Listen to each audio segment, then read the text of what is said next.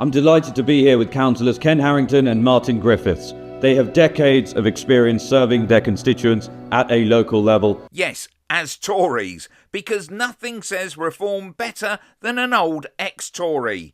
This was a video put out by Zia Youssef prior to the May council elections. If I were a reform voter who believed that the Tories were to blame for the decline of the country, I can't quite see why I would be happy to welcome these two has-beens into the Reform Party. I'm delighted to say that as of today they are defecting to Reform UK. Let's hear their story. Well, I'm moving over to support and stand for election for Reform UK after standing for election for 37 years for Tories, because Yeah, come on, let's hear this one then. I care very much about the people of Wellingborough and my constituents, and I want the best for Wellingborough. And I don't think under the Tories or under Labour, Wellingborough is going to get the best deal.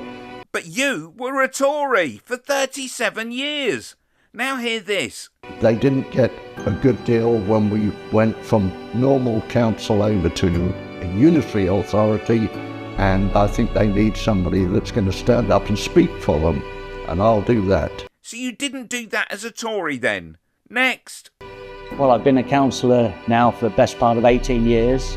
I was formerly a Conservative councillor and a Conservative council leader of the Borough Council of Wellingborough before we became a unitary authority. Things have not been great. So what will jumping ship to reform do to change the circumstances? Since that time, but I'm looking to reform because I think this country desperately needs change. And change means Tories putting on a slightly lighter colour blue rosette. I like the policies of Reform UK.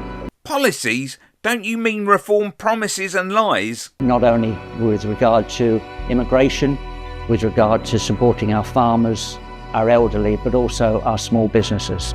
And I think we need to get this country back on track. Click here for a bunch of rotten, dumb and bigoted reform councillors who haven't got a clue how to run a council.